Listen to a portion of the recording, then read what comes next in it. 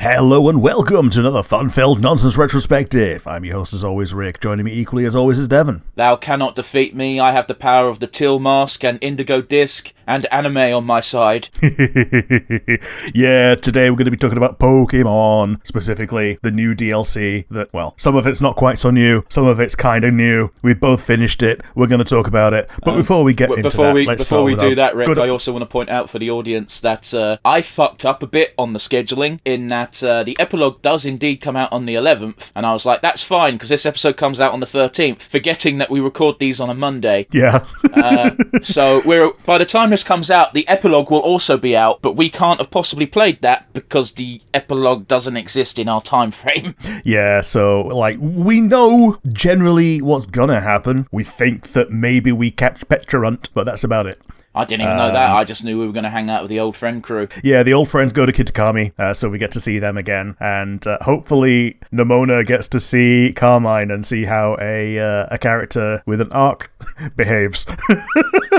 Okay, but the thing is, Nemona had her arc. It was just off screen. Oh, yeah. But yeah, before we get too far into things, let's start with our good old time-honored tradition of the nonsense asinine hypotheticals. What have you got for me today? All right, my question can potentially be annoying, so I want you to keep this bare bones and not go into it into too much depth, all right, Rick? Okay, I'm going to do my best. Cool. You get to make a Pokemon DLC. Tell me what the core theme will be and why. So you don't have to come up with Pokemon. You don't have to come up with a bunch of lore. Just tell me what you base the DLC upon, theme-wise. Well, I do because we've done a little field trip, so I would do a field trip to a region that we've already had, similar to what we kind of got as a bite-sized version with Blueberry Academy, but a region where things have ostensibly already been dealt with. So, say, going back to Galar, using the Galar map, and just doing a tour de force of the Galar region. That's a fucking big map for DLC. Yeah, but they've already got it. All they have to do is convert it into, free roam. Yeah, no, I'm not arguing with you. I'm just saying, it's your idea, and that's fine. It doesn't have to fit with Game Freak's MO. Yeah, and it could require that you have the old game, just so they use the actual assets from it. Yeah, that's a fucking shit deal for DLC, though, isn't it? Although, let's be honest. Unless you're 6 and it's your first Pokemon game, chances are you've owned the previous Pokemon game if you play Pokemon. Yeah. It would be a very nice thing to do to have this as essentially a free DLC, but, that's not how Nintendo works. Yeah, on the spot, that's what I came up with. How about you? What would you do for your fantasy DLC? Yeah, I'd set it in a very industrial region that's probably off the... basically, like how Lusamine basically had her own island that was a science paradise mecha type thing? Yeah, okay. I'd have it set there, and the whole reason you're there is you're an industrial spy, aka kind of like a Mr. Looker-esque storyline where you're trying to find shit out. Oh shit, we've not had Looker in ages, have we? Oh man. We had him in XY, I think, which is 4 generations now? Yeah. Oh shit, yeah. We've had almost as much 3D as we've had 2D at this point. Wow, yeah. Well, and XY Looker was only in the very first 3D one. Yeah, I was going to say, technically 3D. I mean, it's not, but it is. I mean, yeah. That's what I mean. 3D sprites, as it were. Don't forget, Rick, the reason why there were so few Pokemon in XY being added as new Pokemon was because they were converting all the old sprites to 3D, so they'd never have to worry again. Yeah. Yeah, I remember when they made Dynamax, they were like, oh no, we have to really, really, really make better models because we scaled up that Machamp and it looked fucking horrible. The core, we'll get into it with the DLC because we also got into it during our regular Scarlet and Violet retro, but yeah, we'll get into it later, I suppose. Rick, do you have a question for me? Yeah, my one for you is a bit of a simple one, and it's more just a question. What is the type you left the longest before you ended up using it on one of your main in-game teams? I don't understand the question. So, for instance, if you used a fairy type as soon as it came out, then that wouldn't count because you used it straight away. Fire, water, grass probably don't count because you probably use one straight away. I had to think about it, and turns out I disqualified myself a lot in Gen 2 because I went out of my way to use a bug type, a steel type, and a dragon type. Yeah, so I think technically speaking, on a technical level, the type I went the longest without using was probably Ghost. Okay. Because, well, Gen 1, none of the Ghost Pokemon were cool. Yeah, you got Ghastly. Which, I've come to appreciate the design of Ghastly, Haunter, and Gengar now, but when they came out, I was like, these look shit, and also I can't get a Gengar.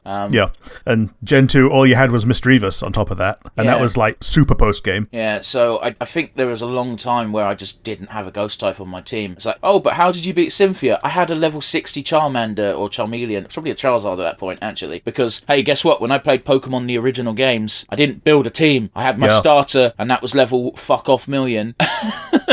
An HM slave. I didn't even know what those were, so the rest of my team were relatively spread out for that. Oh, fuck me. Getting rid of HM moves was one of the best decisions I ever made. Yeah. It was fun that it felt like your guys were helping you around the world, but it was so shit that it took up a move slot. Yeah, that was the issue. Apart from Surf. Yeah, Surf was cool. Yeah. But yeah, I think by a technicality it was Ghost, but Fairy got in very early because, again, I'd like Snubbull when that just happened to be turned into a Fairy type. Yeah, same. Gardevoir was on my first team. Yeah, you fucking pervert. I mean, you could also catch one really easily early on, so that was a fun part. And then Sylveon as well was also in there. But yeah, Rick, you said you slaved away for hours disqualifying a bunch of types, so what type do you actually think you went the longest without using? Yeah, it turns out a bunch of stuff I ended up using like by Gen 3, but the one that I didn't use for the longest time was Rock, of all things. You never caught an Onyx in Gen 1? Like, I caught one, but I didn't use it on my team. That's fair. Same with like the fossils, like I didn't use them on my team. Like the first time I actually used a rock type on my team was in Gen 6, where in the Omega Ruby Alpha Sapphire, where you got the Diancie as a early bonus. Okay. So Diancie being essentially a Gen 5 mythical, you got it in the Oras remakes as a promo code, and the way that they made it cool in that was that you could Mega Evolve it, and it was cool in both its basic and Mega forms. And then when it lost the Mega form, it lost most of what was cool about it. Oh well. Those of you listening along, you have to realise Rick's got a massive hard-on for Mega Evolution. He won't shut the fuck up about it. Oh yeah. Even when we're just talking about, I don't know, Steven Universe, I'll just talk about Mega Evolution again. Yeah. Yeah, it's a theme. Yep.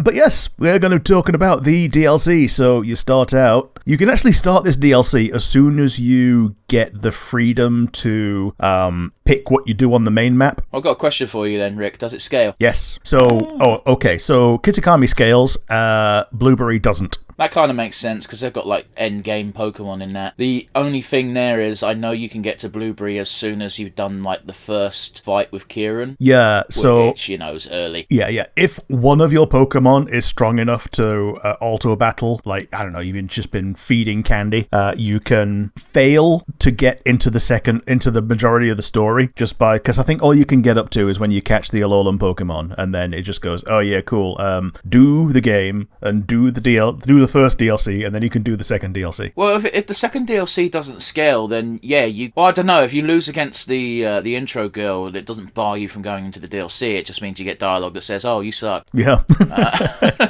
I assume, I've not looked into it. Yeah, that's what happens pretty much. Because yeah, she's got like level 70s, and if you've got level 10s, you're not going to do well. Whereas in Kitakami, you've got things that are like level 12, 15, some things are over 25. 20 is the big deal because you can control things caught up to level 20 with no badges, and then they stay loyal. Yeah. And that's around the level that you get the Jangmo-O dragon. Sure. So if you get one below, you're good. If you get one above, well, just go back and kick Katie's ass or whatever. But yeah, you're on a field trip with Briar, who is a teacher at Blueberry Academy, and a descendant of Heath, who wrote the Scarlet and Violet books. What is with this game on what version you're in? and just throwing MILFs at us? Yeah. Someone on the character design team had a fetish, and they were not hiding it. And it's a good one, don't get me wrong. Yeah. I love how deranged and happy she looks when things are going wrong around her ears. It's fantastic. She doesn't realize the danger that she's in. We'll get to that a bit later, I suppose. But let's get this point out of the way nice and early, Rick, because I'll just straight up say it. These two DLCs, from a story perspective, and honestly, even the variety of Pokemon, well, more so the second one. The first one was trash for the amount of Pokemon added, but the second one felt really good Pokemon added wise. It's just, the DLC is so good. It's just let down so much by the fact that it's got such awful, fucked up performance issues, which is once more just because they insist on releasing these so fucking quickly. Yes, absolutely. I still feel like this game was written for better hardware. Well, possibly. We know. Let's not beat around the bush. It's been all but confirmed that we are getting the announcement this year for the next Switch. Yeah. And Nintendo, like a lot of companies, Nintendo won't confirm that they're doing an announcement until they're ready to do the announcement, and even then, that's going to be as close as they can to the release date. Yeah, I suspect if the announcement's coming out this year, the console's probably coming out just in time for Christmas. Well, the last time it was like March, so I don't know. Well, I've been wrong before. That's just my speculation. Like, ideally, it'll be early in the year, so they'll sort out the production issues that they have with, Nintendium being difficult. Either that, or they've been creating it for the past year and a half, knowing how shitty that they are. This, because they only make things in their own factory, their own tiny little factory. But that's because also they don't want to. That's also worrying, because if they've been making, I don't think it's true, by the way, and Rick's obviously being hyperbolic. But if they were making it for a year and a half, that means the software is, or rather hardware, is a year and a half old already. Oh, that was the same with the Switch. Like, when it came out, it wasn't even a current gaming tablet. Yeah, but it's fine. It's fine. Yeah, they wrote round that. It's fine, yeah. I mean, guess what else came out a couple of years ago? The Steam Deck. Like, it's still decent. I thought that, well, yeah, the Steam Deck very much came out after the Switch, though, right? Yeah, that's what I mean. A couple of years ago it came out. So if they've been making it for a couple of years, then that's the performance point that they are essentially setting out to beat. Fuck me, how old is the Switch now? It's about 2 years. The Switch has not been out for 2 years. It's been out for way longer than that. Oh, shit. Yeah. Steam Deck is about 2 years. Switch is about 7. Okay, cool. I was like, what the fuck are you on about? Yeah, I remember people like getting a Switch for the first time during the pandemic, and it was it was weird to me because it was like 4 or 5 years old by that point, and I was like, oh man, you've not got one already, and you want one now? Well, you. It wasn't gamers buying them at that point. It was, we're now suddenly stuck in the house, and I can't afford an actual console. That sounds mean, but you know what I mean. Yeah. Like, if you wanted a PlayStation 5 or Xbox One or whatever, you're talking 500 quid if you're lucky. Whereas the Switch was still sitting comfortably at 200, even less if you got a deal. Yeah. And also Animal Crossing came out, so... Well, yeah, that was one of my main... I don't think many people know this, but one of my main influencing factors of getting a Switch was, I'm looking forward to Animal Crossing, and I got it way too early, but who cares? It's still a Nintendo console. Yeah. But yes, you get to the land of Kitakami, and you get accosted by Kieran and Carmine. Well, mostly Carmine. Kieran is hiding behind her leg. She's from here, but she also goes to the Super Badass Academy, and yet she fights you with a level 5 Pooch Hyena, and doesn't understand when she gets ruffle stomped by you. She didn't because even if you're just off the boat from like having done your introductory classes, you're gonna be better than level 5 Pooch Hyena. I was gonna say it was a bit more than level 5 to me. But still, it's just a Poochie, and you can catch a higher level one than she has before you fight her. That's fair. I also have my Annihilate. My Annihilate is my favourite Pokemon in this gen. It really is, and it's just it's always in the top of my party list. So she didn't stand a fucking chance. Yeah, I've now built a proper Annihilate. Yes, because you went through the effort of hunting a shiny one. Yes, I did. But even before that, the one that I had before is still a perfectly usable Annihilate, but it's not a shiny, so yeah, it's not proper EV trained or anything. Oh, no, none of mine are EV trained. I can't fucked. But yeah, I've got the I've got my all-round one that's just a good Pokemon, and I've got my other one that's got all the punches on it. Yeah. We're introduced to our first new Pokemon of the DLC with Diplin when we fight Kieran eventually. Yeah, I wasn't too... I was like, wow, that's a bit shit. But then in the next DLC, it got given a new evolution, and I was like, oh, okay, I now like it. Yeah, people that were paying attention knew that it was going to get one because you could use the Eviolite on it. Fair enough. I've never used that item. Yeah. When Diplin was all that we had, people tried it, and when it worked, that was what it was like. Oh, that's how you use Diplin right now. We know it's going to get an Evo. If you want to use Diplin today, this is what you do. Because it's got the same stats as the other apples. Sure. Or the same total, at least. And it's just that Hydra Apple knocks it out of the park. Meaning that a lot of people are probably going to lean more towards that evolution route nowadays. Yes. But that's fine. Yeah, it's the coolest design. Oh, easily, yeah. You get sent on a little tour of the island. Or it's not even an island, it's just a zone, isn't it? I think it's meant to be an island. Yeah, maybe so. And you just take selfies with your assigned partner next to some signs after reading them and figuring out some propaganda lore, which turns out to all be absolute propaganda. I will because say what they call the loyal three are actually the jerk three. Oh, you can call them the bastards. The lousy. I think Carmine calls them the lousy three. Yeah, I suppose Pokemon isn't allowed to swear, but I will say during the little hunt around the areas, I did find Kieran is adorable in this first DLC, at least up until the point where he snaps. Because when you take those selfies with him, he's all nervous and shy in the first one, and in the next one you're just like smiling like buddies, and I'm like, Kieran's a good kid. And I was super wrong about that, but you know. And then you have to lie to him. I'd never listen. It's one of those story contrivances where I get it. You're doing this to advance the plot, but it never makes sense to lie about this shit. No. I mean, the only reason I think you actually do is because the granddad asks you to. Yeah, and granddad's wrong. Yeah. Like we found this out like unequivocally wrong because the entire town just accepts it when presented with evidence, and that's the real unbelievable thing. Well, didn't you know Japan is super okay with being given facts and then immediately adapting to them, and they totally don't deny all of their war crimes ever. Yeah. Or maybe it's because they saw the lousy three just break into their shrine, steal all the masks, eat all the mochi, and just act like pigs and then fuck off. Maybe it was a little easier to realize that these guys weren't actually as nice as we thought.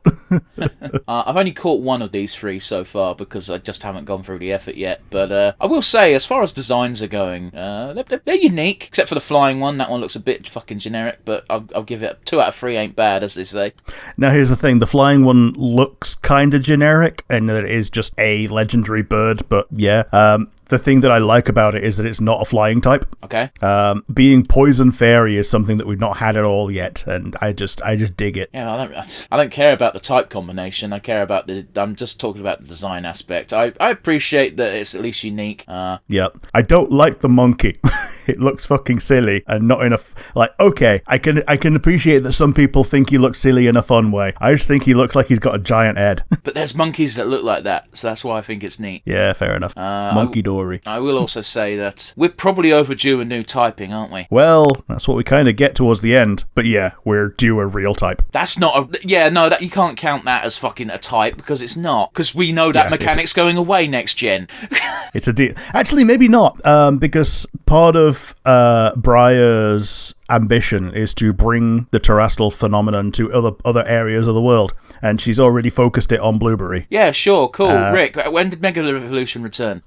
Gen 7. Is it still in the game? Yes. It's not though, is it? Because you can't catch one and then Mega Evolve the thing. Well, you get the Mega Band. Okay, but you know what I'm saying, right? Yeah. You get where I'm coming from. They're not continuing to dedicate giving mechanics to Pokemon, which means, And honestly, let's be honest, terrestrializing is just fucking Z-moves, but, simplified even further somehow. Yeah, it's like Z-moves and Dynamaxes and all that, but I think the depth of replacing your type with an override type is kind of cool. I think it's a lot more deep than Dynamax was. Yeah, certainly. Although it does completely fuck up gym leaders a bit, where it's like, that's interesting, they've got a Pokemon that's not the type. Oh, never mind. Yeah. Meanwhile, the ones in Blueberry Academy, when they've got something that's not the type, they let it stay not the type, apart from the last one. But yeah, once you are going around this place, eventually you do reawaken the lousy three. They do their shenanigans. You find the ogre, as in Ogapon, who is very adorable. Yeah, it's okay. Very interesting is that this and Terrapogos both have genders despite being legendaries. Yeah. Apparently, Terrapagos that you find in this one being male is meant to be a big deal because the one in the anime is meant to be a female, which is also meant to be a big deal. So they're just saying that there are more than one of them. Okay, I assume they can't breed then. Not with Ditto. Well, okay, that's That's the thing. That's what I meant. Yeah, maybe with each other, but we don't know. Funnily enough, all of Ogerpon are the same one. So no matter what game you get, you always get a female that's lonely. That's really depressing. It's the spinster hunt. Yeah. Oh, fucking hell. Oh, jeez. Whereas I'm not checked for Terapagos. It might be able to be like any nature or anything. But yeah, the goal of the Kitakami eventually devolves into the mask retrieval squad. You go and beat the crap out of the lousy three and give the masks back to Ogerpon. Kieran wants Ogerpon because he's loved the ogre forever, because when he was a kid, he decided that nobody liked him with no evidence and thought that he would identify with the villain of the island more than anything else. Can be translated to kids are weird. Yeah, and then he just refuses to help with the masks. So Ogerpon doesn't have any chance to, grow to like him. So yeah, he then battles us for the right to catch Ogerpon, and because he has made the mistake of existing in our world because we bought the DLC, even if you lose to him, it just counts as a normal loss. You just have to do the battle again until you win. I can't see you losing to him is the thing. No. At this point, I only had 3 usable Pokemon because I had my one of my Pokemon is Dex. He is used exclusively for catching types. He's got Hypnosis and Full Swipe. Yes, the good old Gallade. Yeah. So he's not exactly great in combat. I had my Annihilate, I had my Dreadnought, I had my Papashango, which is, I've forgotten the name of the Pokemon, the fully evolved crocodile. Oh yeah, the crocodile. Yeah, not Crocolaw. That's the middle one. Skeledirge. Yeah, there you go. I always call him Papashango because that's his nickname, because I knew he was going to evolve into that looking thing. So those are my 3 actual fighters. I had Gallade, and then I had 2 Pokemon I caught in Kitakami that I was leveling up so they'd evolve so I could fill out the decks. Yeah, I mean that's the best way really all the time, isn't it? You just have shit, and then as you're getting experience, because you get a shitload, they just get it leaked towards them. Yeah. Because who wants to use all their candies when you can just get it for free? It's experience. You can make it at home for nothing. If I'm just evolving, then yes. If I'm getting something ready because there's a special limited time raid going on, then yeah, I'll splurge on my candy. Yep. Speaking of, by the time this episode comes out, the Blaziken raid is about to happen. Again. Have they done it before? Could have sworn they did. Maybe they didn't. Maybe I'm making shit up. We've had 2 fire starters already, so maybe I'm just thinking they already did it. Sure. I know we definitely had 3. We've had the Charizard, we've had the Cinderace, and we've had Typhlosion. Fennekin. Oh, we've had Typhlosion as well. Yeah, we've Typhlosion and Delphox. So yeah, they're just making their way through all of them. That's fine. We're not at Emboar. That's fair. Gives a chance for people who haven't got the DLC to easily, obtain a Pokemon. Which, by the way, let's get into that very quickly. I will say the Blueberries, like the last game, Sword and Shield's DLC, we got the Cave of Wonders that would give you access to every single legendary. In this game, you could pay 3,000 BP and get access to pretty much every starter type. Yeah, I think each time is you just unlock one of the starters, and then you pay again to get another starter. And if you know what you want, you can focus on the quarter of the map to develop until you get the one you want. Or you can do what I did and just trade until you get them all. If you pay 3,000 BP, you do not unlock 1. You unlock like 6. Oh, sweet. You unlock them all. Oh, okay. So I might actually do that then. I am led to believe that if you do 3,000 BP for each zone, you will have access to every single starter eventually. Because I was very bummed out because you pushed me over the edge to the limit to get to 3,000. I instantly spent that on the Canyon Zone, and to get Tepig. I didn't care about Tepig, but it told me that more Pokemon have appeared, including Litten, and I was really bummed out because you gave me a Litten 5 minutes ago, and then I went into the zone and I took 2 steps out of the quote-unquote Poke Center, and there's a Turtwig, there's a Squirtle, sweet. There's a there was Tepig, but I had to look really hard for that because while I had the little icon on the map to say they were there, I couldn't find any of their bastards. Yeah.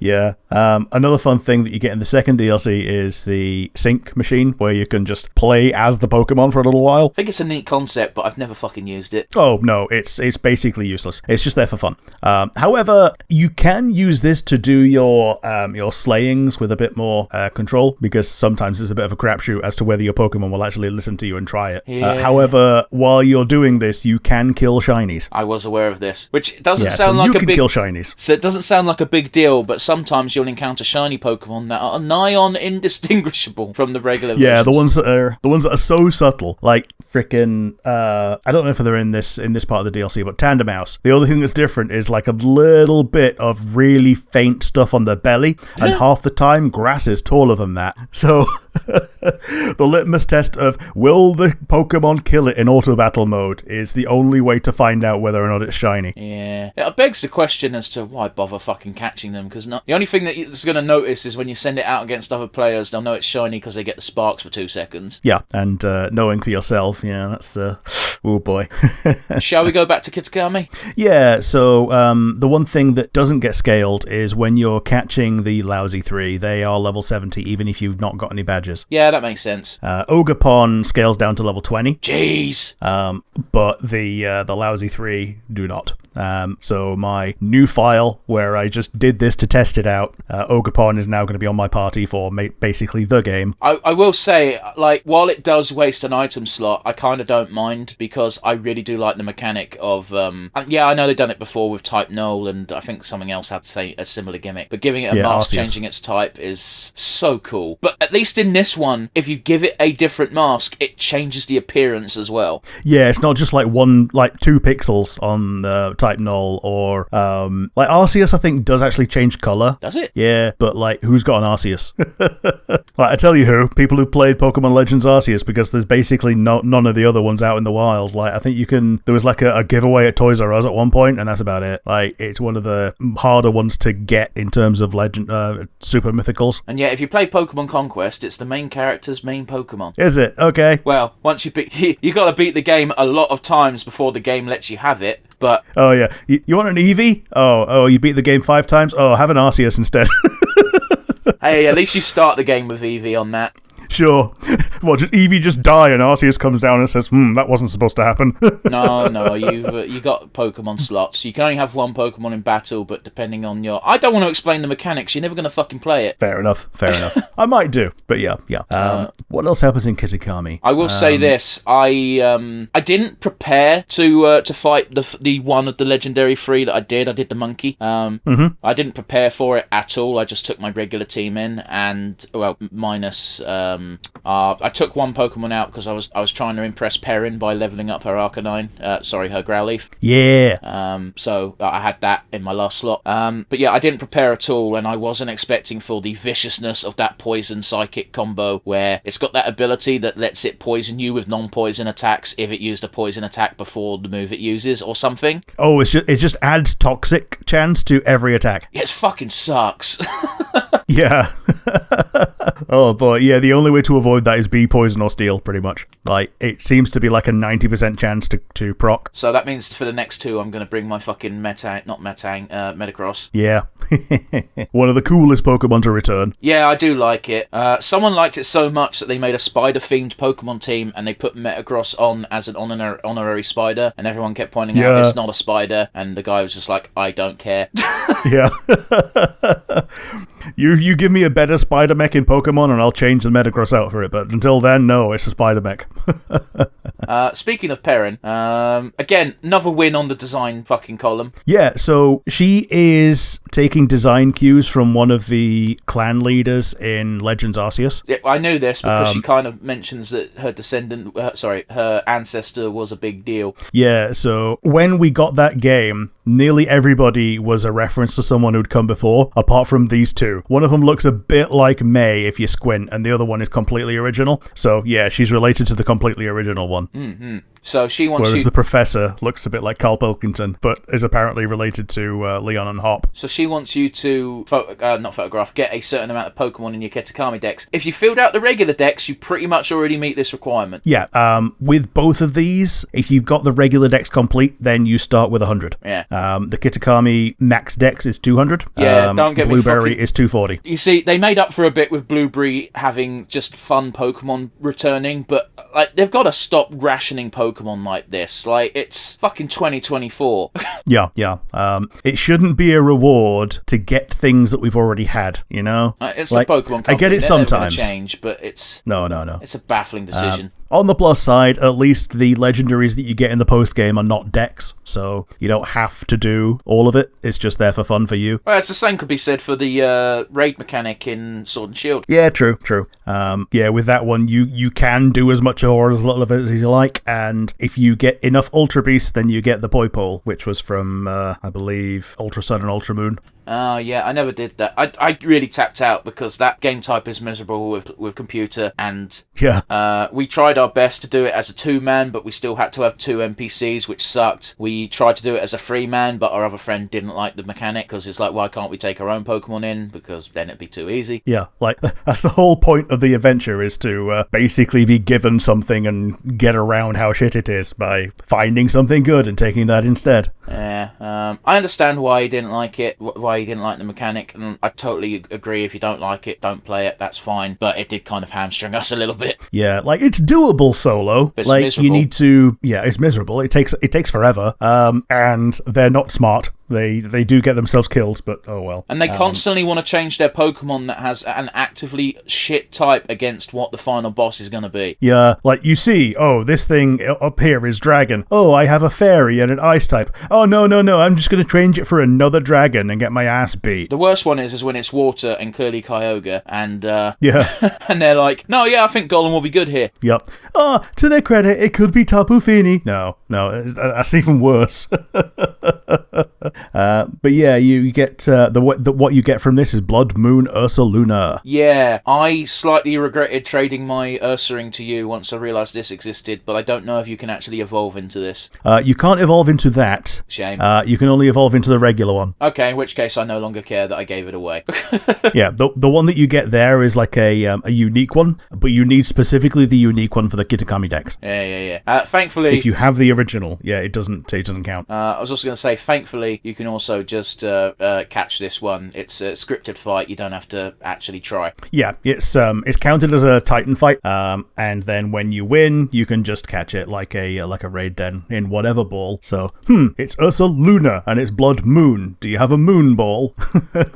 I mean, I did, but I didn't want to waste it. I mean, Ursaluna is unique enough that I thought it was worth it. It's one of these weird ones where I've got a bunch of Pokeballs that I've only got one of that I refuse to use.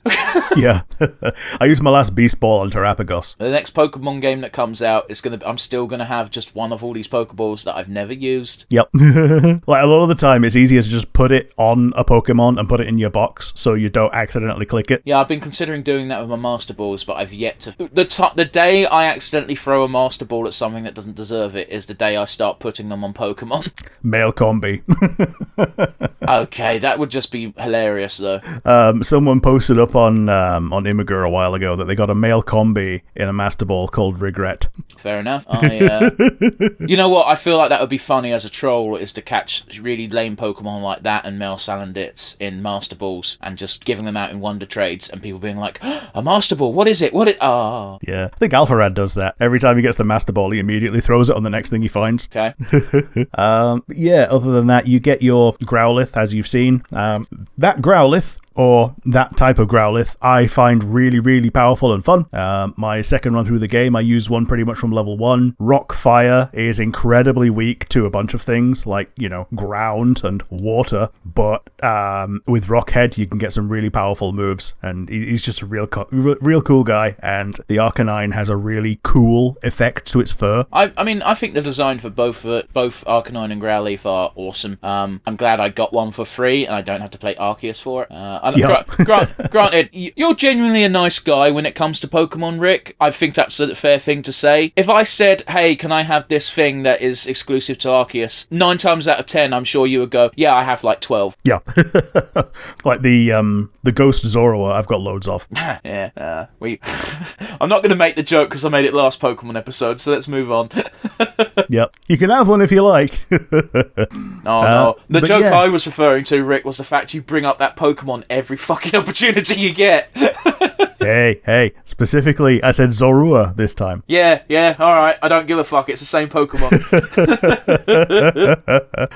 Yeah, there's a few things you get forced into as well along the way. You get forced into a costume change, and apparently the ultimate hard mode of this DLC is remembering to change your hair back. I didn't even know they changed your hair. That being said, I just happened to change my hair after it forced your hair to change, so I didn't even notice. Yep. The new hairstyles are actually pretty cool as well, some of them. It sucks that just none of them work with hats, but oh well. Yeah, you got a real issue with that, because it affects you in FF14 as well. Yeah. Yeah, I just feel attacked by things that don't allow hats. I don't even wear one in real life. But, you know. I will say, I did find it really funny the first time. It's been a while since Rick and I played Pokemon together, guys. And we joined up not too long ago, and we've played a couple of times since, mostly the trade Pokemon, because, again, Rick's a nice guy. Although, it's very tit for tat, because I pretty much completed the decks first in Sword and Shield, and I was just like to all the friend group, do you need shit? I'll send you shit. That's fine. It's what we do. Yeah. But I started pissing myself laughing, because we both just so happened to pick the exact same hair colour. Yes. The violet hair colour, yeah. We both got sucked into Kitakami out of the Blueberry Academy when we joined up as well. Neither of us knew why. We both blamed each other. Oh, yeah. That was fucking weird. Yeah. Like, I assumed it was because that's where you were. You assumed it's because it was where I was. No, we were both in Blueberry. And the funny thing is, we didn't realise this until the end of the session, because we just didn't bring it up. Because, again, we just made that assumption, so we just didn't say anything, because what's the point? Yeah. I will say, I also pissed myself laughing, because you showed off a shiny, I forget what Pokemon it was. You tried to show off a shiny Pokemon, and as soon as you let it out, it just pissed off. It just went, I am speed, and it fucked off. Yeah, it just Zoidberged off into the distance, yeah. And then it fell asleep. But yeah, I've used you a lot for trade evolutions of shinies this generation, just from things that I found on the GTS. I think I did about 5 with you last night. Yeah, but that's fine, because, I also needed a Alolan Golem for my Pokedex. Yep. So now your entry will forever be the shiny one. That's fine. Unless you get another one. Yeah. The shiny Alolan Golem is actually pretty good looking. It is actually, yeah. He's kind of dapper. What else do we do in the first DLC? Oh, Ogre Oustin, where you do on balloons on the bike. This minigame sucks. Does it suck? It was pretty easy. Oh, it's easy, but if you super perfect it, you get a shiny Munchlax, and doing it super perfect basically means you need to be a multiplayer for it. Oh, okay. Well, we can try that if you really want one. No. I can leave it. It's fine. It's Munchlax. I'm never going to use one. I mean, I don't know what shiny Snorlax looks like, but I do like Snorlax as a Pokemon. It's my spirit animal. Fair. Well, after that, we get a little cool down of everyone's happy and everyone goes home and everyone says goodbye apart from Kieran, who's in his bedroom having his dramatic heel turn. I like how you say that. I call it a strop. Yep. I do feel a bit bad for Kieran, because it's not his fault that he was born into a world where he isn't the anime protagonist. Yeah. Like, the player character has main character syndrome, but not in the real world way. Yeah, you touched upon it a little bit earlier, but I will say that fucking Reddit thread is so funny, where the question was straight up, why does Kieran hate the player character? Oh, sorry, why do players hate Kieran? And the top rated answer, which you also saw, Rick, very funny, very good, was just, because how dare that little shit think that he's going to get Ogerpon and Terrapagos when I paid for the DLC? Yeah. Yeah. Terrapagos in particular, he brings a Master Ball, and even that fucks up, because he's not the main character. Yeah, I did think that was a bit, like, that's not how the rules work video game, but I was also like, nah, fuck Kieran, he's been a little shit. Yeah. Yeah, when you get to Blueberry, there is now they have their own battle club, because they're all about battling rather than, any other part of the curriculum, it seems. They have an underground terrarium of trying to recreate different habitats from around the Poke World. To be fair, they've done a pretty good fucking job of it. Yeah. It doesn't count as the place that it's trying to be, but they can still raise evolved versions in those zones. So Exeggutor is a big deal there, because if you evolve and execute, it always becomes the regular one, but you can still catch the Alolan Exeggutor there. Yeah, I thought these two fucks would have 2 different dex entries, but they don't. No, they don't. I was very annoyed. Just catch the cool-looking one and you're good to go. Neither of them look cool, Rick. Okay, you catch the derpy-looking one that's more derpy and endearingly derpy, rather than the Gen 1 one, which is just 10 a penny. I mean, sure, I actually kind of prefer the Gen 1 one. Okay, fair enough. But doesn't make a difference. I'm not using either of them. Oh, yeah, sure. But yeah, that's just... I remember when it used to be like one of the best mons in Gen 1, but oh well.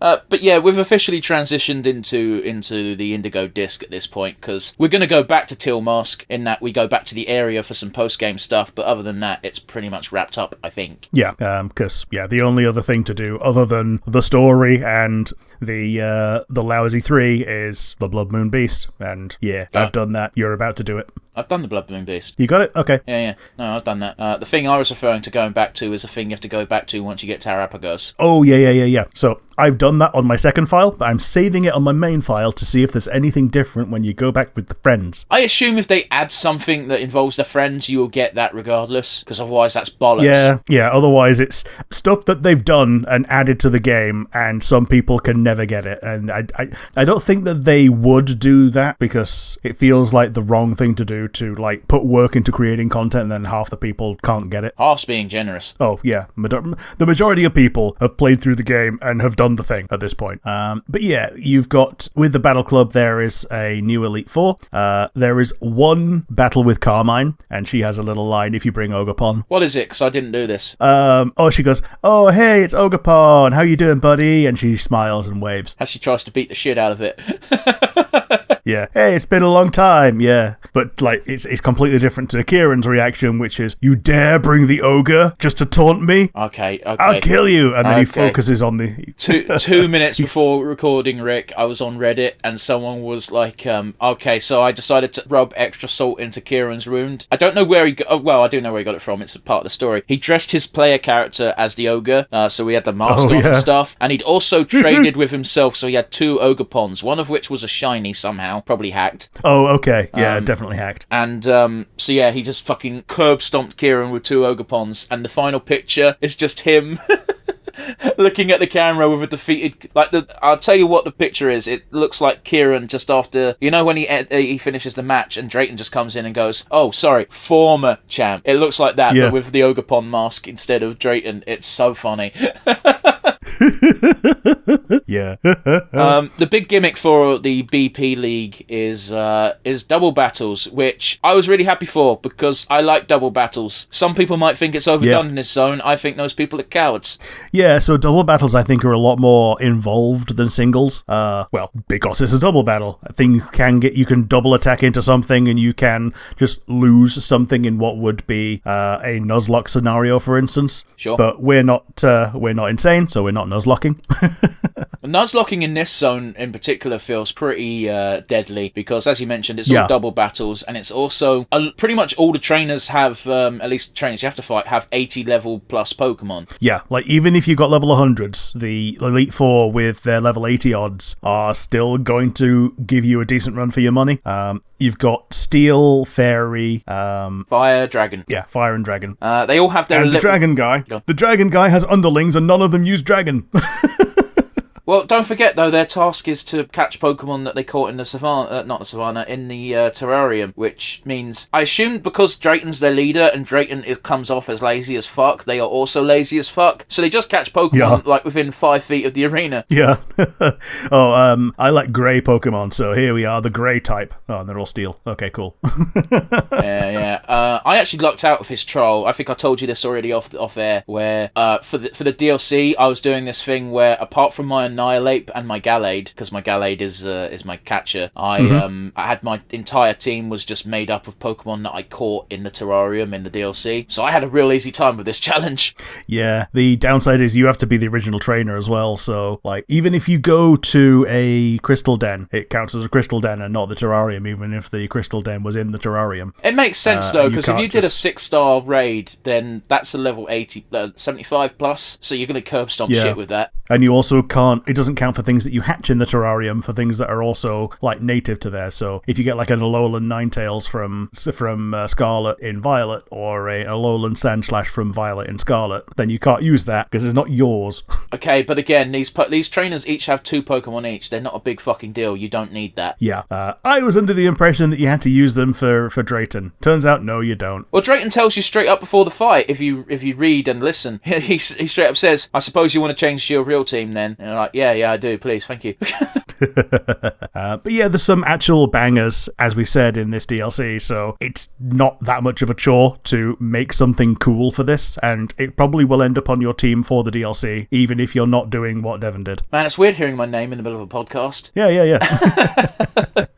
Like shit, if you go into the right cave, you can find a fucking Terra Steel Metagross, like round the corner. Yeah. And that thing's fuck cool. Yeah, I found a shiny randomly, and like, okay, that one's getting the effort treatment. Yeah, all of my shinies in game I've just found. I haven't shiny hunted at all, and yeah, it's just so fun spying a shiny in the world because you're like, I don't believe my luck. Yeah, you just go, ooh, something cool, and you go over and you get it, hopefully, and not like that one fucking Litwick that I got that decided to kill itself. Well, that's why you saved beforehand. Yeah, I didn't know that it could kill itself. It's also going to be a bastard to fucking catch anyway, because it's ghost, so you can't use full swipe. Yeah. At least you can still yawn it or whatever. Sure. Does yawn work? Isn't that a normal move?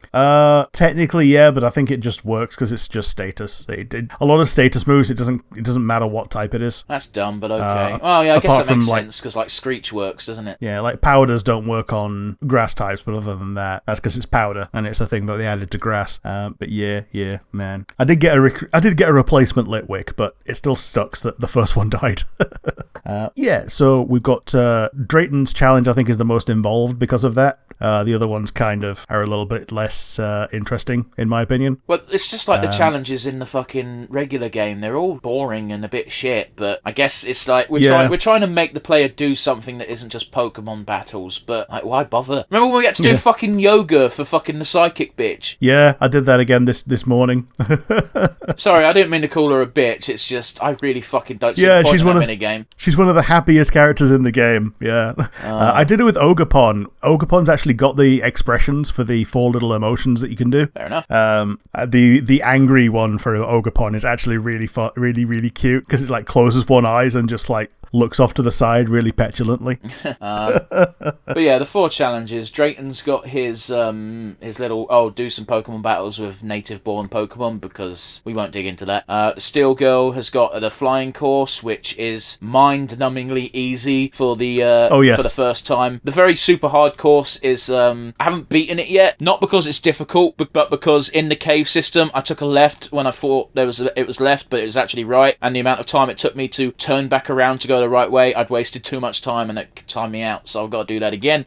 Fucking fire cook guy wants you to make a spicy sandwich, which isn't difficult, but you got to talk to every single fucker there, because of course you do, to get your ingredients. And the fairy girl, there's a secret additional fucker in there as well. You don't have to make a perfect spicy sandwich, you just have to make a spicy sandwich. Oh, that's bollocks, because I could have been done in 2 minutes. Yeah, there's one round the back who gives you an additional chorizo, so you can fill it up with even more shit. And yeah, he's that one's optional, because I did it without him the first time. What? And even then, he tells you, I could have handled spicier. I spoke to after that, I just put it up to him being grandstandy about it. I spoke to everyone and filled it up with all the spicy ingredients, and it melted his tongue off. Yep. And Lacey is the last one. She's got the quiz. Yeah, we say quiz. The last question is, what part of Granbull do I most like to sleep on? And I was like, clearly his belly welly. Yeah. There's the adorable chubby little tummy.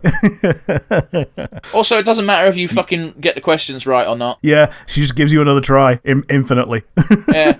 I mean, obviously I got the Pikachu one right, because I've been watching the anime since I was 6. The Venonat one, I was just like, it's got antennas, that makes sense to be radar, despite the fact its eyes look like radar, but that doesn't make any fucking sense biologically speaking. But then I remembered it's Pokemon. Yep. Oi. The Minior Cup game is just find out which one's pink. We again, it was a cup game though, and it wasn't like, at least it was an actual cup game and not one of those bullshit ones where they go so fast you can't possibly keep track. Yeah, it wasn't a Mario Party one. Ah, you're so right. I'm bothered. Mario Party Cup games, yeah. And then, the last one was Gramble. And also, once you beat her, and she says, "Oh, your Pokemon was so cute," and you get the chance to say, "No, you're the cutest," and she just does that little nope thing that she does where she puts both of her arms into an X and says, "No, we're talking about Pokemon." Listen, you can't blame me, dude. I'm a 30-year-old person. I think all of you kids are cute. Yeah, she is very cute. Apparently, she is the descendant of Clay in Unova as well. Apparently, they're all descended from people from Unova, but only she gets recognition. Yeah, well, Drayton is from Drayden, and they're both dragon-type guys. Her being from Clay is kind of weird in that they're completely different types, but she uses the Excadrill, which is also Clay's ace, and she tears it into Fairy, which kind of ties it together. Yeah, sure. But once you beat the 4, you get to fight Kieran. If you bring out Ogapon, as we've said, he has these lines, but also he targets it incessantly. Yeah, that makes sense. I didn't realise that's what he was doing at the time, but I was also like, I brought Ogapon because I knew they got dialogue for it. Yeah, and his ace this time round is Hydrapple. Yeah, and I was like, yeah, I want that. Yeah, he made it hard on himself because he brought out his Politoed with Drizzle, and that made my Arcaludon instantly charge that electric move that it has. Yeah, same. It's meant to be 2 turns. If it's in the rain, it's 1 turn. So I just built up infinite momentum and steamrolled. Yeah, I also had a bit of an easier time because of that. Once Ogapon got KO'd, because she will get KO'd, I brought in my Arcaludon, and man, that's a winner for a design because Duradon was a bit shit. Yeah, Duraludon looked unfinished. It didn't look unfinished. This is why. I could see what they were going for with it. It's just I didn't think it was particularly interesting. I liked its Gigantamax form where it looked like the Shard. Yeah, I get you. But yeah, that form's never coming back. No. So yeah, that thing looked like a cigarette lighter, and Arcaludon, when it's walking around, looks like a stapler remover. And then when it lays out flat, it's a bridge. So yeah, kind of cool. Yeah, absolutely. Once you beat Kieran, you immediately get called to assemble for an epic quest. All I could think of during this was, can you not let this sit for 5 minutes? Because Kieran's going through some stuff right now. Yeah, because she congratulates you on becoming a champion, and Kieran's like, can we not talk about this right now? For real, 5 minutes. That's all we ask for. I appreciate that I am a rational adult playing this video game, and everyone in this game is a fucking cartoon character. But, you're meant to be a teacher, motherfucker. Yeah, it also gets rubbed in another time, as well as Drayton, because that was very much intentional, because he was knocked off his perch by Kieran. He used to be the champion, and he's rubbing salt in the wound. But the other one that rubs salt in the wound is when they get the announcement, and it announces Kieran as the champion, and Drayton goes, I guess I'll have to update that. And Lacey goes, can you not right now? At least with Drayton, it makes sense because he's purposefully being a knobhead and he knows what he's doing. But Miss Briar and the other characters, it's like, come the fuck on. Yeah. And I appreciate that Lacey at least had, she comes off as a genuinely, not necessarily nice, but caring. Yeah, caring. That's a good word. So she's like, come on, fucking 5 minutes, bro. Mm-hmm. Yeah, she's one of the nicest ones. Amaris is also very nice, but you have to see through her shell, as it were. She's very nice, but unfortunately autistic as fuck. Yeah. A change of location is required, and she immediately starts marching. How the fuck is she friends with Carmine? I don't know. I think there's a secret lesbianism going on. Either that, or she's really interested in Kieran. I think she feels like a surrogate sister to Kieran because she is secretly making out with Carmine every other day. And give it enough years and she'll be a sister-in-law. Yeah. That was a fun one. Yeah, you get a briefing on, do you want to come to Area Zero? And Drayton's like, nah. But everyone else goes. Sorry, can we talk about one of the best moments in the game because it gave me a bit of a chubby? Go ahead. Perrin just being all sweet and innocent and not Perrin, Rika. Being all sweet and adorable and by the way, don't we have some unfinished business? And you're like, how dare you go into it? She starts berating you and I'm like, oh, fucking hold me, mummy. Oh, I like how you can do. You can just repeat a line there when Geeta's like, "Oh yeah, thanks for saving the whole ass world," and like, congratulations on becoming champion here. And you just go, "That's what champions do." And then when Rika's bollocking you, you can just go, "That's what champions do." And she goes, "Haha, yeah. That's not what we're talking about right now." You're only saved from her wrath by Geeta because I'm glad these guys got some more screen time. That's all I'm saying. Yeah. Specifically Rika. Yeah. Like she cropped up a few times during the main game, and every time you saw her, it's a treat. Yeah. Also, someone had drew some really adorable fan art of her cradling her Clodsire like a baby, and the next panel is her tickling its belly, going, "Who's my stinky little boy?" So both adorable and hilarious. Yep. So you do get you get sent to Area 0. You get right down to the bottom. The titular Indigo disc that Geeta gives you turns out to be the key to getting back into the Zero Lab because you've been locked out due to inactivity. I don't know about you, Rick, but I wasn't expecting the Indigo disc to be a fucking CD-ROM. No, she gives you a Blu-ray. Oh, you're not wrong, and now I'm bothered. But they couldn't call it a Blu-ray because that's trademarked to Sony. Well then. But yeah, you get let in. You go to the super below ground, underground bit. Can I just say, this next segment of gameplay was the definition of padding. Oh, yeah, totally. Similar to when you went through with your friends and you fought a couple of Paradox Mons for the first time, apart from the Desert Titan.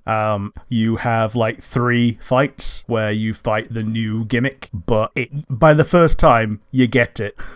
And after that, you just do a little bit of parkour to get to the Mecha Tyranitar. And it's like, why is the main character the only one who has to go off and do these battles? And every time it feels like it gets addressed, the other character's just like, well, you're the best one here at battling. And I'm like, that's not a fucking answer. Yeah, they do address it later on, saying, yeah, we've been fighting regular Monzov too, and I'm kind of tapped out. All I've really got right now is my Sinistcha. Which makes not a lot of sense, because its fucking abilities lead it to be a support Pokemon. So I guess it kind of makes sense, but also doesn't. Yeah, the reason she's not been using it is because she's been saving it for support, and also none of them thought to bring fucking potions.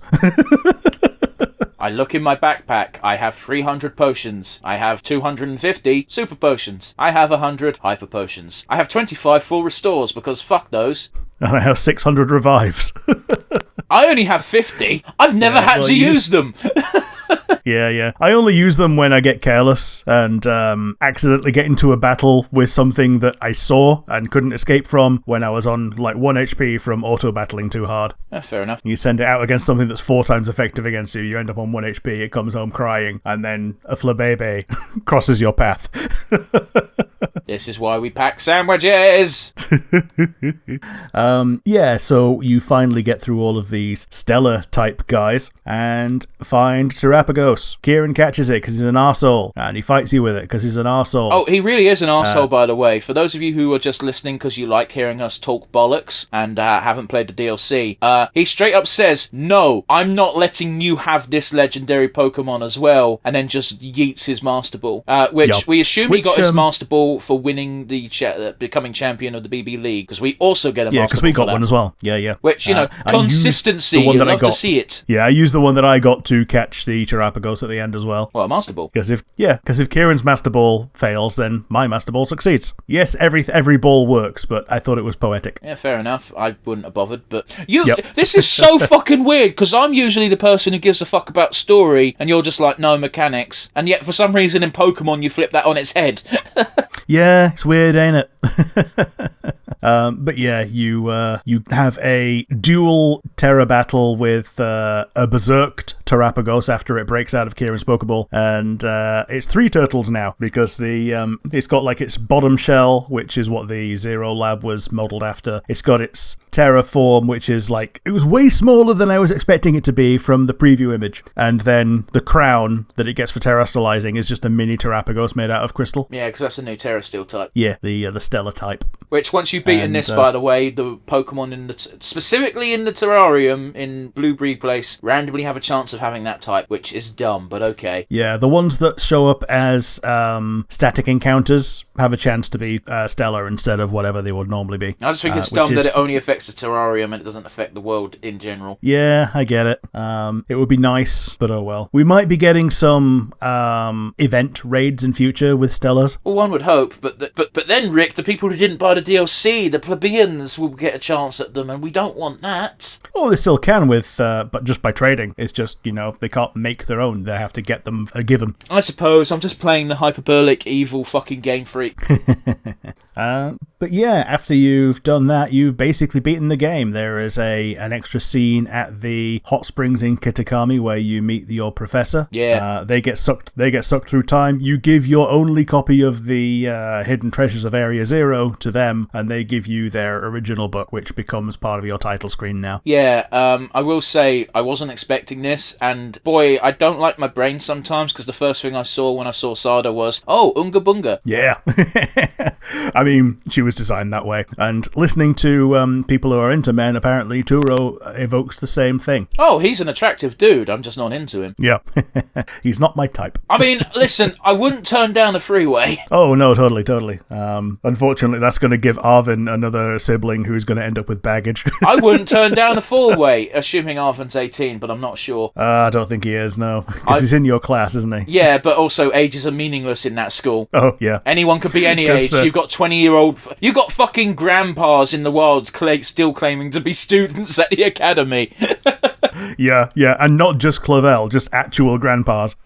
Speaking of, apparently you can get Clavel's wig. You can. You have to beat him. You have to... I don't know how many trainers you got to do, but you've got to beat enough of the trainers with the invite mechanic to get the Pokemon trade with them. And then once you've beaten a certain amount and got on their Pokemon, you can then do the 10 BP thing that invites the chairman, and the chairman's Clavel. You beat him, and then you get Clive's wig. Ah, cool. Okay. Apparently. Yeah, if you get all of them, you can also invite... you can do a trade with the Serrano, and that is a shiny Blitzel. Fucking who cares? And yeah, the other thing you can do is you can talk to Perrin again, and you get the other two of the trio of Paradox legendaries. Yeah, you need to get 200 Pokemon in the dex first, which I'm nearly there, but not quite. Yeah, it's I found it easy because I didn't know this quest had existed until I'd already done that. So, well, again, you passed on the information once you found out and told me, oh, by the way, Perrin appears here. So I was like, fuck, I guess I got to do the Lunar Moon thing quick. Yeah, she moves to the first place you go, and she gives you a tip of, oh yeah, in these places in Area Zero have these legendaries, and she asks you, oh, do you know where this is? And you're like, yeah, I do. And yeah, if you talk to her with the Growlithe she gave you as an Arcanine, the first thing she says is, oh look, Growlithe, your brother's a big, strong Arcanine. I guess he's being looked after well, despite the fact the evolution has got fuck all to do with level. Yeah, you just beat it a stone. When I did it, she asked me about Growlithe, and the Growlithe just like fell on its side, bored, because the other one wasn't evolved or anything. No, I moved straight from her previous location to this one. Yeah, because she gave me the Growlithe like 2 seconds ago, I was like, right, I'm going to level this up quick and then evolve it, and I'm going to see if I get special dialogue, and I was glad to see that I did. Yeah. I also had it in my party at the time, specifically in case that triggered something. It didn't, but it did at the same time, you know? Yeah, sure. And yeah, I think the past legendaries, again, are way better than the future ones for this one. Yeah, so they're actually legendary, so there's only one each. Yeah, there's one each, and they're based around, for the past ones, it's the Gen 2 trio. For the future ones, it's the Gen 5 trio. Yeah, fair enough. We got the first one of these, like, in February. Yeah. As a Terra raid. Yeah, it was a bit of a preview these bonus. Are just the other two. Yeah. I think that's about it for this, so... There's one more thing.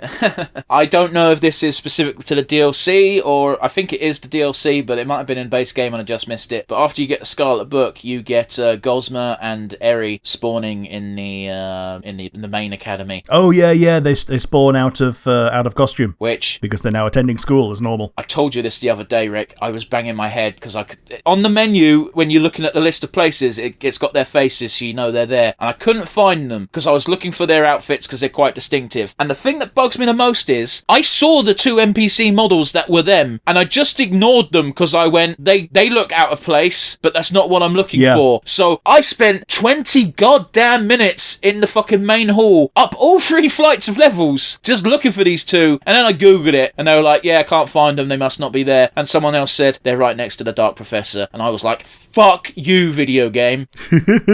Yeah, because Aerie's not even a luchador anymore. It's less the luchador part, like, the thing that bugs me is her hair fucking changes. Yeah, because her original hairstyle was really cool, and now she's just got normal black hair, hasn't she? Yeah, well, Gosma looks like Gosma still, just in the shitty school uniform, but Eri doesn't even have the hair. She just has long black hair, which appears to be longer than her wrestler makeup hair, which is even more... What the fuck does that mean?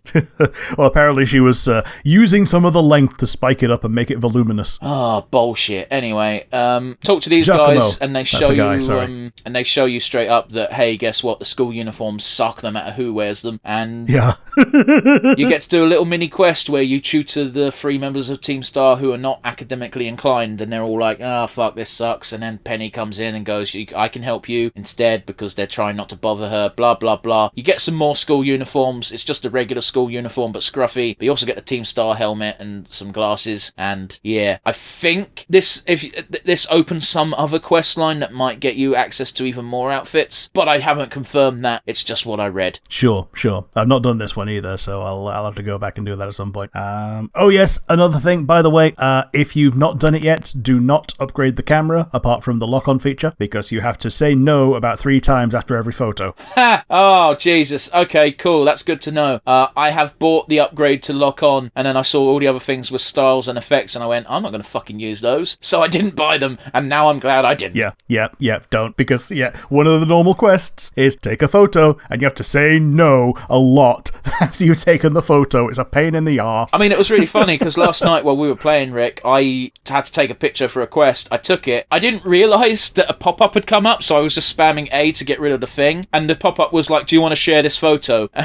So, I don't know. Oh, yeah, that's one of them. Yeah, do you want to touch up? No. Are you sure you don't want to touch up? You won't be able to do it again after you've left this menu? No. Do you want to share it? No. There we are. Well, the sharing's only a thing if you're in game with someone. Okay. Yeah, if you're playing on your own, you've got no one to share it with, so it don't matter. That being said, I really wish that the fucking Pokemon Quest photographs did not automatically save as a screenshot on your Switch, because it takes up more space than Zero, but the next time I end up looking at my photos, which fuck knows when I'm going to do that, it's just going to be a bunch of fucking shitty pictures of fucking Pokemon no one gives a fuck about, because I had to take a picture of a Pokemon swimming, or a Pokemon's flying, or a Pokemon that's a dragon type, because fuck you. Yeah, instead of like your actual memories of, oh yeah, this is the time we went to do this with Kieran, or this is the time we became champion, it's just going to be 500 pictures of fish.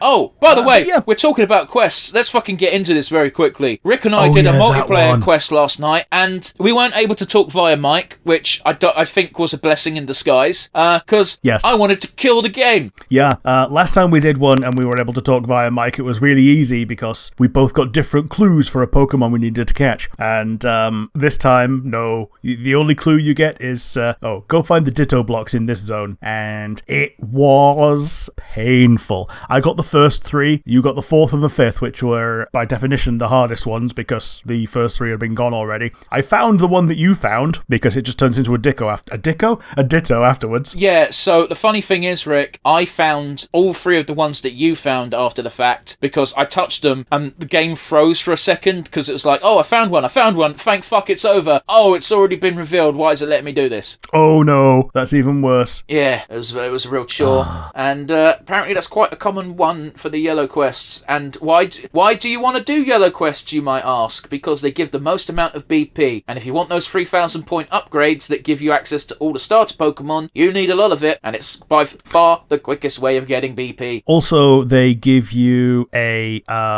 snack treat for the other version. So the one that I got Ho-Oh, which is a semi-exclusive to Scarlet, as a snack treat for doing a yellow quest. Oh, that's what you meant. Okay, yeah, because you initially believed that you needed to do them just for the snack treats in general, and then you changed the definition because you found out new information. But I wasn't following because I was either busy doing something, like still banging my head about Ditto, or yeah. So check him. You'll get a load of them in quick succession. Yeah, I'm sure I will. I still need. I'm probably not even gonna fucking bother with it if I'm honest. Yeah. I mean, you'll get Groudon. I have a Groudon. It's just in Sword and Shield. You get a second Groudon.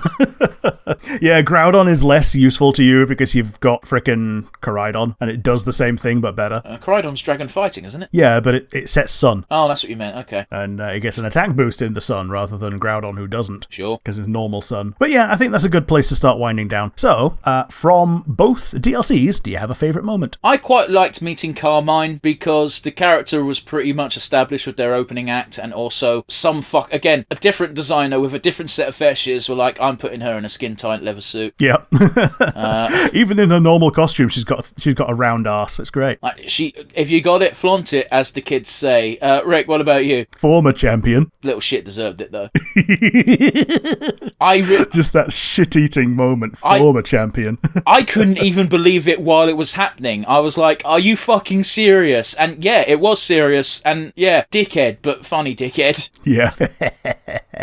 But we can't always talk about the good stuff. We sometimes have to bring up the bad. Do you have a weakest link? I do, and I think it's painfully apparent. They sort of fixed the game with a bunch of updates. Like, it wasn't perfect, but it ran a lot smoother. They ironed out a lot of kinks. Then the first wave of DLC came out, and all the kinks came back and reminded you why the game was an unplayable mess when it first started. And then the second DLC came out, and it was also fucky. It's gotten better since, but fuck me, man, you don't need to release these games that quickly. Yeah, I mean, I did I had a brown trousers moment when I just caught something reasonably valuable, and the game started chugging, and I'm like, has it frozen? And then about 3 seconds later, it started moving again. I'm like, oh, thank fuck, let's save. Yeah, I've never had the game outright freeze. I've never had the game outright crash, but I'm an exception to the rule, right? The game has severe performance issues, and I've got to be real with you, there is no excuse for it. It's fucking Game Freak. It's Nintendo. It's Pokemon. It's the most profitable game in the world. Most profitable franchise. Well, yeah, but let's just talk about the game specifically. Like, it's ridiculous that they can't give themselves enough time to polish the fucking thing. Like, I get it, they've got a yearly release cycle because they're like, oh yeah, you got to fucking get this game out and this game out and this game out. But it's Pokemon. People will wait. Yeah, and people will apply to be part of the Pokemon company. If they had a team 3 times the size, they could do 3 times as much work. Yeah, like, there's some things that just take time, full stop. We appreciate that. We know more than not at all. But like, oh jeez, like, it's the Japanese grind set, and the Japanese mindset doesn't help either, in that, you know, it's like you've got to be working 24/7. If we've got a team of let's just pull numbers out of our arse. These aren't real numbers, we're making them up. We've got a team of 30. Let's work them to the bone for 18 hours a day. That's as good as having 3 times the staff working 3 times as less, right? Yep.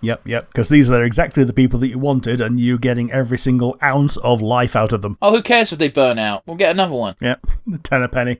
I'm not serious, by the way. I'm mocking the system. We're both mocking the system. Sometimes capitalism. It cuts a bit close. Capitalism in general is a shit system anyway. But the reason why it's a trope of Japanese businessmen burning out and being depressed and working 24/7 is a trope is because it is the work culture over there. Yes. But let's hopefully end on a high note. Well, hold on. Do you have an MVP? What about you, Rick? Do you have a weakest link? Oh, yeah. Oh, shit, yeah. Yeah, my weakest link is similar to Sword and Shield. It's one thing they didn't learn. Having the decks be half things that you already had for the DLCs is a bit of a slap in the face. It just feels wrong, in my opinion, but oh well. Like, we've already touched on the performance issues. That probably would be my own if it was in a vacuum. But yeah, I'm going to go with the nitpick of the decks being padded. Yeah, I super see where you're coming from, because that's not to say to not include Pokemon that are already in the game in the DLC area. You can still have that, just don't have them take up a deck space in the new decks, because they're already in the decks. I think the good thing they do with this is that they make things that are a pain in the arse to find easier to find in the DLC zones. Yeah, except for fucking Drampa, they never fixed that. Oh, yeah. They fixed it with Stonejourner, but not Drampa. Bastards. Yeah. So yeah, that's going to be mine. But yeah, we like to end on a high note, so what's going to be your MVP? I'm actually going to give it to Kieran, because as much as Carmine had an arc, like, Kieran had a fucking arc. I appreciate people don't like Kieran, because you're kind of not meant to. He's your antagonist for the back half of this DLC, but it's just really fun to unabashedly fucking hate him. Yeah, absolutely. And I'm going to give it to Kieran as well, for pretty much the same reason. This game was essentially devoid of an antagonist, and we finally got one, but it was in the most kid personal way possible, and that's kind of what you need in Pokemon sometimes. Yeah. We've not had an antagonistic rival like that since basically Gary Oak, because Silver was a little bit more hardcore. Silver was a Gary fucking... Blue. Silver was a criminal. Yeah, Silver was an actual criminal, but Gary/Blue was the last time you had a rival that was like this. So yeah, it's refreshing to get a kind of childhood friend, even though you experience the bit of childhood where you become friends, turning into a prick, and you see the bit where he becomes prick off screen. And the interesting thing about Kieran is he's actually kind of scared of you. A little bit, yeah. Like he plays Aardman and Billy Big Bollocks, but whenever it gets down to it, he doesn't actually. When the idea is floated that you might challenge the BB League and then challenge Kieran, there's a moment where Kieran's like, I kind of don't want that. But at the same time, it's just like, yeah, okay, hurry up and beat the Elite Four so I can challenge you and show you that I've grown and I'm better. And yeah, as if he couldn't just do it himself on a whim. Well, not in an official capacity, and that's what matters, right? Yeah.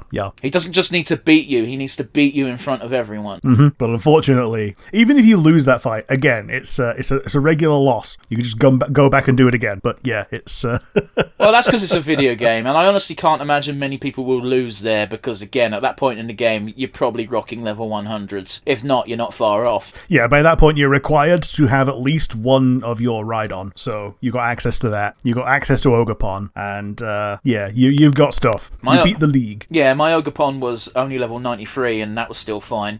Yeah. So yeah, both of our MVPs go to Kieran. So, if you liked the video, you've got the comment section down below on YouTube, and if you're listening via one of the many audio platforms, you can instead send us an email, which would go to nonsensereviewuk@gmail.com. Once again, that is nonsensereviewuk@gmail.com. I'm sorry, I can't say that and sound enthusiastic at the same time. One day we'll just have a pre-recorded thing that we insert, but that's not today. If you made it this far, as always, you're our favourite people, and it's going to be a goodbye from me. And it's a goodbye from him. I'd say we'll see you next week, but unfortunately, Rick's going to Australia, so it's going to be pre-recorded from here on out. Yep, see you when I get back.